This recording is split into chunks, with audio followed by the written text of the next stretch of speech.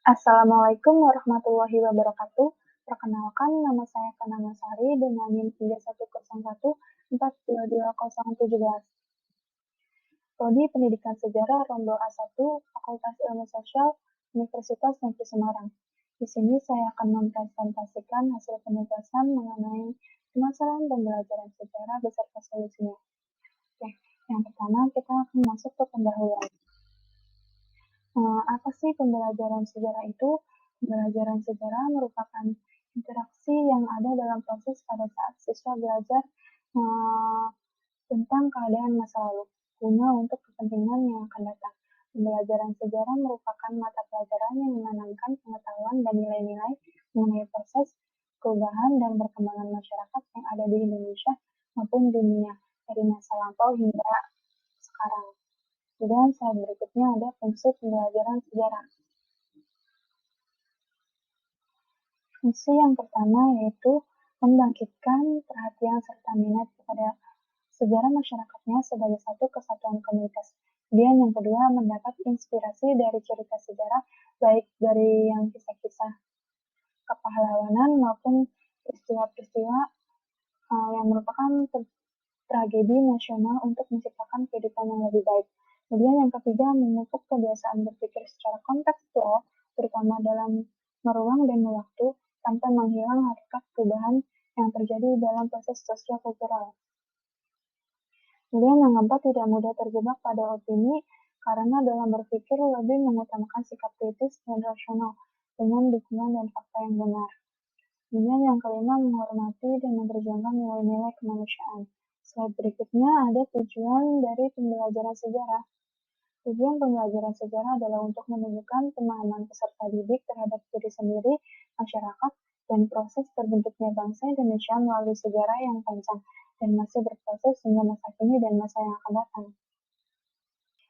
Beberapa hari yang lalu, saya telah mewawancarai salah satu guru sejarah di SMA Negeri 1 Seliog di Indramayu, tepatnya sekolah saya dulu. Dari hasil wawancara saya, beliau menyampaikan beberapa permasalahan pembelajaran sejarah di kelas, di antaranya yang pertama, minat baca siswa yang masih kurang. Kenapa minat baca siswa ini masih kurang? Karena dalam memperoleh informasi, siswa ingin lebih cepat mengetahui informasinya. Contohnya, lewat Google tanpa membaca buku literasi dari buku bacaan sejarah. Kemudian siswa hanya ingin lebih cepat mengetahui informasinya dibandingkan harus membaca buku. Siswa lebih malas. Jadi ketika di awal pembelajaran sejarah, beliau selalu menekankan untuk mempersilahkan siswanya untuk membaca buku mata pelajaran sejarah terlebih dahulu, karena tujuannya untuk membuat siswa gemar dalam membaca buku sejarah. Karena jika lewat internet, banyak sumber-sumber informasi yang kurang valid, yang akhirnya siswa bingung mana sumber yang benar. Kemudian yang kedua, kurang mendukungnya media pembelajaran. Nah, di sekolah SMA Negeri 1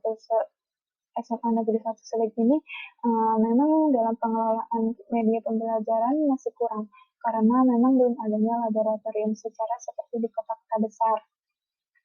Media pembelajaran itu sangat penting sekali bagi siswa, karena jika pembelajaran sejarah hanya menggunakan sistem textbook dan juga seringkali hanya menggunakan metode ceramah untuk pembelajaran sejarah, dalam hal ini akan membuat siswa menjadi bosan atau boring dalam belajar sejarah. Kemudian yang ketiga, siswa kurang fokus dalam pembelajaran sejarah. Apalagi beliau dikasih waktu pembelajarannya di waktu yang krusial, contohnya seperti setelah zuhur. Nah, di waktu ini kan dimana banyak siswa khususnya pada mengantuk, capek, dan sebagainya. Nah, di jam-jam krusial ini, beliau selalu menekankan pembelajaran sejarah secara efektif dan menarik dan tidak monoton. Kemudian ada beberapa solusi yang bisa dilakukan agar pembelajaran sejarah lebih menarik. Cara yang pertama yang bisa digunakan untuk mengatasi kesulitan belajar adalah dengan mengajak siswa untuk aktif saat berproses pembelajaran sejarah, di mana guru bisa melibatkan siswa dan berdiskusi saat sedang menerangkan materi pelajaran. Selain itu, dorong siswa untuk mau bertanya tentang materi sejarah apa yang belum mereka pahami. Metode ini bisa dibilang cukup efektif, akan tetapi dalam penerapannya membutuhkan kesabaran dan juga keuletan. Kemudian cara mengatasi permasalahan yang kedua yaitu dengan menciptakan suasana belajar sejarah yang menyenangkan.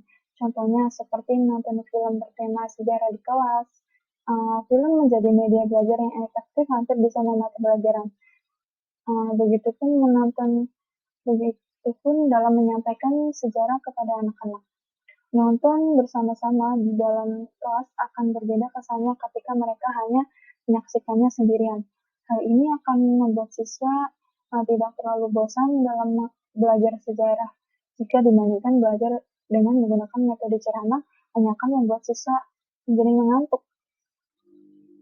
Contoh selanjutnya bisa berupa dengan bermain teka-teki sejarah di kelas, dengan menyiapkan banyak pertanyaan yang berkaitan dengan sejarah.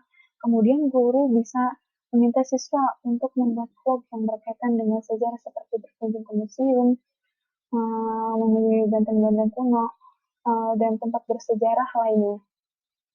Hal ini pasti akan membuat siswa menjadi tertantang dan lebih tertarik dalam belajar sejarah. Kemudian yang ketiga, mengadakan pembelajaran dengan berkelompok. Belajar berkelompok merupakan metode belajar yang hingga saat ini masih digunakan.